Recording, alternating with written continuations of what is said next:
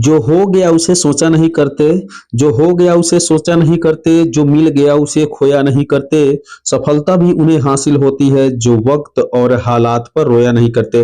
तो आइए दोस्तों, स्वागत है आप सभी का एमएस कोचिंग फ्यूचर का एक और नए वीडियो में।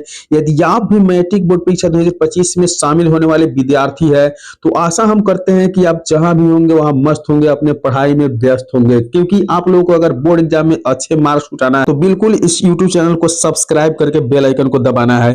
क्योंकि आपको बता दें कि अगर आप चाहते हैं कि आपके बोर्ड एग्जाम में अच्छे अंक प्राप्त हो तो आप अगर मैट्रिक के विद्यार्थी है तो बिल्कुल इस वीडियो को देख कर जाइए, क्योंकि इस वीडियो में जो भी प्रश्न आपको बताया जा रहा है वो निश्चित रूप से आपका 2025 बोर्ड एग्जाम में आने वाला है दोस्तों। क्योंकि अगर आप चाहते हैं कि अगर आपका अच्छा अंक प्राप्त हो तो बिल्कुल आप 10 से 12 मिनट इस वीडियो को देख लीजिए, क्योंकि इस वीडियो में वही प्रश्न लेकर आए हैं जो बिल्कुल आपके बोर्ड एग्जाम में पूछे जाए, ताकि आपका टाइम भी लॉस ना हो और आप अच्छे तरह से तैयारी कर सके अपने ऑब्जेक्टिव क्वेश्चन का। तो चलिए हम देर नहीं करते वीडियो को शुरू करते हैं और देखते हैं कि आज का वीडियो का पहला प्रश्न क्या है। तो पहला प्रश्न आप लोग देख पा रहे हैं कि बिरजू महाराज किस शैली के नर्तक है। तो याद रखना है कि आपको इसी प्रकार से बोर्ड परीक्षा में 4 ऑप्शन दिए जाएंगे, ए बी सी और डी करके, जिसमें से कोई एक ऑप्शन सही होता है बाबू। तो ध्यान देना है कि आपका जो भी प्रश्न है वो बिल्कुल इंपॉर्टेंट प्रश्न है इस वीडियो के, तो एक एक प्रश्न को ध्यान देना है, रट लेना है, याद कर लेना है, ताकि बोर्ड एग्जाम में एक भी प्रश्न ना छूटे। तो बिरजू महाराज किस शैली के नर्तक है, तो याद कर लेना है कि यह कथक नर्तक थे, यानी ऑप्शन ये इसका बिल्कुल सही उत्तर हो जाएगा। क्योंकि इस वीडियो को देखने के बाद आप अपने बोर्ड परीक्षा में बिल्कुल ऑब्जेक्टिव क्वेश्चन को, मतलब होता है कि 15 से 20 मिनट में 50 क्वेश्चन को हल करके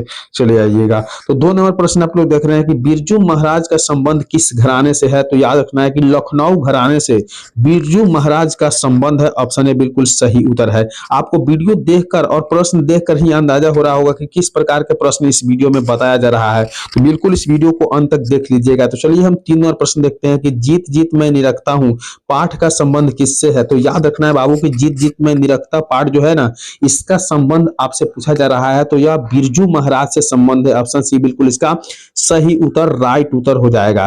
तो फटाफट आप लोग इस वीडियो को लाइक कर दीजिए और दोस्तों के साथ शेयर कर दीजिए, यानी भेज दीजिए दोस्तों को। और चैनल पे नए हैं, पहली बार आए हैं, तो इस चैनल को सब्सक्राइब कर लीजिए। देर क्यों कर रहे हैं, क्योंकि इस चैनल के द्वारा आपको इससे भी बढ़कर इंपोर्टेंट वीडियो देखने के लिए मिलेगा।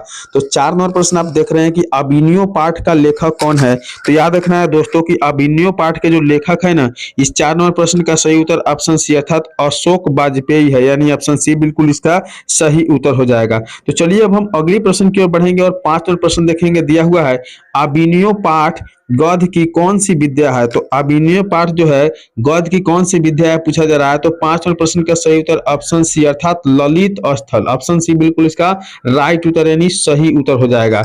अगली प्रश्न की ओर बढ़ते हैं और 6 नंबर प्रश्न देखते हैं। देखिए एक से एक प्रश्न जो है ना इंपोर्टेंट है, वीवीआई है जो कहा जाए तो आप याद करके जाते हैं तो आपका बिल्कुल बोर्ड एग्जाम में एक भी प्रश्न नहीं छूटेगा। तो कोशिश करिए कि वीडियो को सभी प्रश्न जो है देख ले, ताकि आपका बोर्ड एग्जाम में अच्छे अंक प्राप्त हो जाए। तो 6 नंबर प्रश्न में आप लोग देख पा रहे हैं, दिया हुआ है कि अभिनयो किस नदी के किनारे बसा है। तो अभिनयो जो है याद रखना है कि रोन नदी के किनारे बसा है, इसलिए इसका डी ऑप्शन बिल्कुल सही उत्तर हो जाएगा।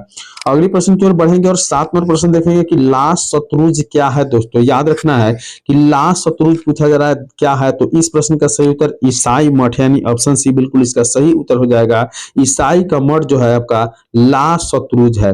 चलिए आगे बढ़ते हैं, अगली प्रश्न 8 नंबर प्रश्न देखते हैं। फटाफट वीडियो को लाइक कर दीजिए और चैनल को सब्सक्राइब कर लीजिए अगर नहीं किए हैं तो, और बिल्कुल दोस्तों को भी भेज दीजिए ताकि इस तरह के वीडियो सब कोई को मिल जाए और एक भी प्रश्न आपके बोर्ड एग्जाम में ना छूटे। क्योंकि देखिए अगर 10 से 12 मिनट इस वीडियो में देते हैं तो निश्चित है कि आपके बोर्ड एग्जाम में इसमें से प्रश्न जरूर पूछे जाएंगे। तो 8 नंबर प्रश्न दिया हुआ है कि पिकासो क्या थे। तो याद रख लेना है कि पिकासो एक प्रकार के चित्रकार थे, ऑप्शन बी बिल्कुल इसका सही उत्तर हो जाएगा। चलिए अगली प्रश्न की ओर बढ़ते हैं, 9 नंबर प्रश्न देखते हैं। दिया हुआ है कि सुजान सागर किसकी कृति है। तो याद रखना है कि सुजान सागर जो कृति है पूछा जा रहा है, तो 9 नंबर प्रश्न का सही उत्तर हो जाएगा घनानंद, यानी घनानंद का कृति सुजान सागर है। अगले प्रश्न की ओर बढ़ेंगे दोस्तों, दिया हुआ है 10 नंबर प्रश्न कि घनानंद किस बादशाह के मीर मुंशी थे। तो याद रखना है कि घनानंद पूछ जा रहा है कि घनानंद किस बादशाह के मीर मुंशी थे। तो याद रखना है कि 10 नंबर प्रश्न का सही उत्तर ऑप्शन सी अर्थात मुहम्मद शाह रंगीले के मुंशी थे जो घनानंद थे, यानी ऑप्शन सी बिल्कुल इसका राइट उत्तर यानी सही उत्तर हो जाएगा। अगली प्रश्न की ओर बढ़ेंगे और 11 नंबर प्रश्न देखेंगे। दिया हुआ है कि स्वदेशी किस कवि की रचना है। तो स्वदेशी किस कवि की रचना है, याद करके रखिएगा कि 11 नंबर प्रश्न का सही उत्तर ऑप्शन डी अर्थात प्रेम घन का रचना स्वदेशी है, डी इसका बिल्कुल सही उत्तर हो जाएगा।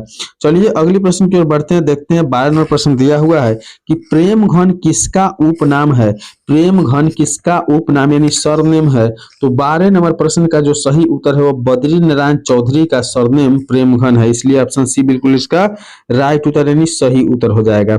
चलिए अगली प्रश्न 13 नंबर प्रश्न की ओर बढ़ते हैं। 13 नंबर प्रश्न में दिया हुआ है कि प्रेम घन किस युग के कवि थे। तो याद रखना है कि प्रेम घन जो थे ना वो आपका भारतेंदु युग के कवि थे, इसलिए ऑप्शन सी सही उत्तर है, यानी भारतेंदु युग के कवि प्रेम घन थे। अगली प्रश्न 14 नंबर प्रश्न आप लोग देख पा रहे हैं, दिया हुआ है कि कवि प्रेम घन के अनुसार भारत में आज कौन सी वस्तु दिखाई नहीं पड़ती है। तो कवि प्रेम घन के अनुसार जो है ना भारत में कौन सी वस्तु दिखाई नहीं देती है। तो इस 14 नंबर प्रश्न का सही उत्तर जो हो जाएगा ऑप्शन ए अर्थात भारतीयता नहीं दिखाई देती है, ऑप्शन ए बिल्कुल इसका राइट उत्तर यानी सही उत्तर हो जाएगा। चलिए आगे बढ़ते हैं और अगले प्रश्न को देखते हैं। दिया हुआ है कि आजकल भारत के लोग किस भाषा में बोलना पसंद करते हैं। तो आजकल के जो लोग हैं ना, याद रखना है कि अंग्रेजी भाषा में बोलना पसंद करते हैं, इसलिए अधिकतर लोग का यह मानना होता है कि प्राइवेट स्कूल में बच्चे का नाम लिखवा दीजिए और सीबीएसई से पढ़ाइए।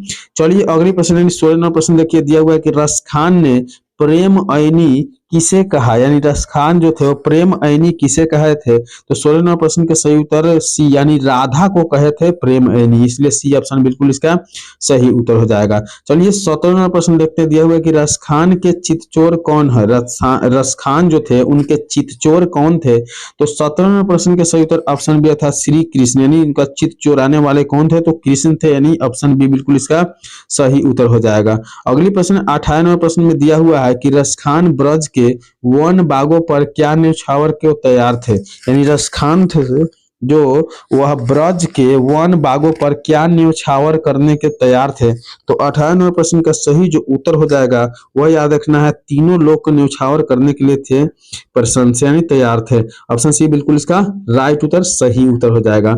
अगली प्रश्न देखिए। दिया हुआ है कि अति सुधो स्नेह को मार्ग शीर्षक सवैया किसकी रचना है, यानी किसकी रचना है। अति सुधो स्नेह को मार्ग शीर्षक सवैया किसकी रचना है। तो 19 नंबर प्रश्न का सही उत्तर ऑप्शन बी अर्थात घनानंद का रचना है, इसलिए बी इसका बिल्कुल सही उत्तर घनानंद हो जाएगा।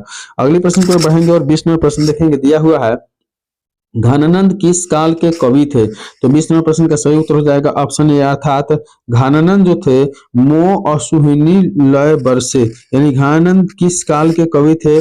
तो मो अंशु वैनिही लय वर्षों के, यानी ऑप्शन ए इसका बिल्कुल सही उत्तर हो जाएगा।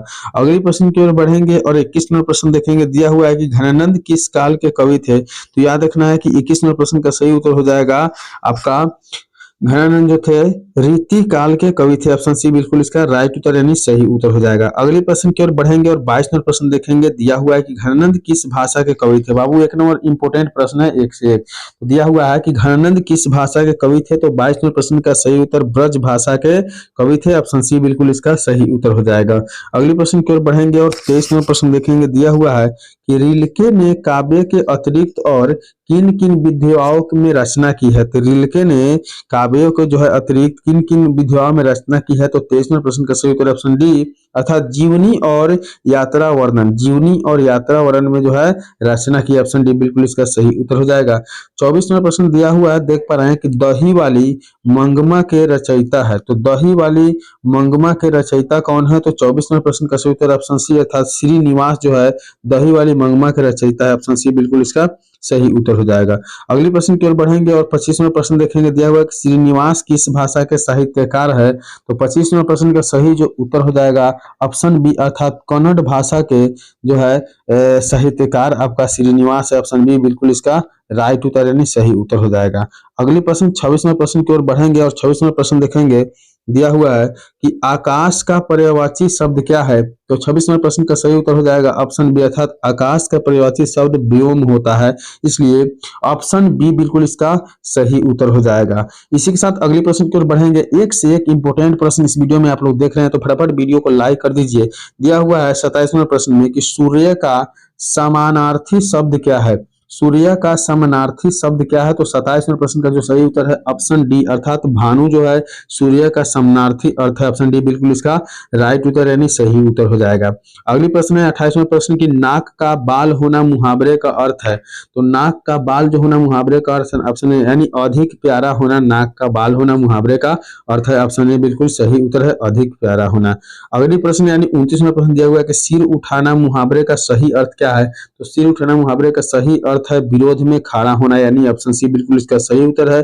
सिर उठाने का मतलब हुआ कि विरोध में खड़ा होना, ऑप्शन सी बिल्कुल इसका राइट उत्तर है।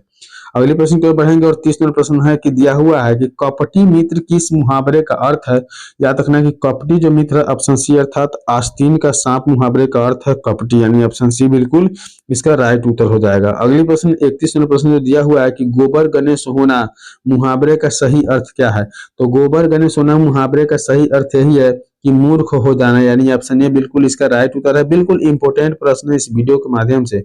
अगली प्रश्न दिया हुआ है, अगले प्रश्न आप लोग देख पा रहे हैं जो आपको प्रश्न 32 नंबर में दिखाई दे रहा है कि टर्न बोल जाना मुहावरे का निम्नलिखित में कौन सही अर्थ है? टर्न बोल जाना मुहावरे का निम्नलिखित में सही कौन सा अर्थ है? तो 32 नंबर प्रश्न का सही उत्तर मर जाना, यानी ऑप्शन सी बिल्कुल इसका राइट उत्तर हो जाएगा। अगले प्रश्न की ओर बढ़ते हैं और 33 नंबर प्रश्न दिया हुआ है कि अपना उल्लू सीधे करना मुहावरे का सही अर्थ क्या होता है? तो अपना उल्लू सीधे करने मुहावरे का सही अर्थ जो होता है वही होता है कि अपना काम निकालना, यानी ऑप्शन बी बिल्कुल इसका राइट उत्तर यानी सही उत्तर हो जाएगा। चलिए अगले प्रश्न की ओर बढ़ते हैं। 34वां प्रश्न देख पा रहे हैं कि टोपी बदलना मुहावरे का सही अर्थ क्या है? तो टोपी बदलना मुहावरे का जो सही अर्थ है वो ऑप्शन ए, अर्थात दल बदलना, यानी ऑप्शन ए बिल्कुल इसका सही उत्तर हो जाएगा। दल बदलना यानी टोपी बदलने का मुहावरे का सही अर्थ है। मक्खन लगाना मुहावरे का सही अर्थ क्या है? तो याद रखना कि मक्खन लगाने मुहावरे का सही अर्थ खुशामद करना, यानी मक्खन लगाना मुहावरे का सही अर्थ है खुशामद करना, इसलिए ऑप्शन सी बिल्कुल इसका सही उत्तर हो जाएगा। अगली प्रश्न की ओर बढ़ते हैं। दिया हुआ है कि वीर गति क्या है? देख पा रहे हैं आप लोग।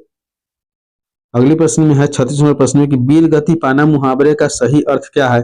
तो वीर गति पाना मुहावरे का जो सही अर्थ है वह याद रखना है कि युद्ध भूमि में मर जाना, यानी ऑप्शन सी बिल्कुल इसका राइट उत्तर यानी सही उत्तर हो जाएगा, युद्ध में मर जाना। अगली प्रश्न दिया हुआ है 37वां प्रश्न कि सिर पर भूत सवार होना का सही अर्थ क्या है? तो सिर पर भूत सवार होना का सही अर्थ है बाबू ऑप्शन ए, अर्थात धून सवार हो जाना। ऑप्शन ए बिल्कुल इसका सही उत्तर है, धून सवार हो जाना। अगले प्रश्न यानी 38वां प्रश्न दिया हुआ है कि कान देना मुहावरे का 4 अर्थ दिए गए हैं, इनमें से जो अर्थ सबसे अधिक सही है उसे लिख देना है कान देने का। ठीक है, तो 38वां प्रश्न का सही उत्तर है ध्यान देना, यानी कान ध्यान देने का वो सही अर्थ होता है, इसलिए ऑप्शन ये बिल्कुल इसका राइट उत्तर है। अगले प्रश्न की ओर बढ़ते हैं। 39वां प्रश्न देखेंगे। दिया हुआ है कि धोबी का कुत्ता न घर का न घाट का कहावत का सही अर्थ क्या है? तो धोबी का कुत्ता न घर का न घाट का कहावत का सही अर्थ यही है कि कहीं का ठौर ठिकाना न होना, यानी ऑप्शन सी बिल्कुल इसका राइट उत्तर सही उत्तर हो जाएगा। अगले प्रश्न 40वां प्रश्न देख रहे हैं कि दाल भात में मसूल चंद कहावत का अर्थ है। तो दाल भात में मसूल चंद कहावत का जो अर्थ है वो याद रखना है कि बिना मतलब के दखल देना। इसी के साथ हम इस वीडियो में 1 से 40 19 प्रश्न बता दिए हैं। इस तरह का लगातार वीडियो देखने के लिए आप इस यूट्यूब चैनल को सब्सक्राइब जरूर करें। चलिए मिलेंगे अगले वीडियो में, तब तक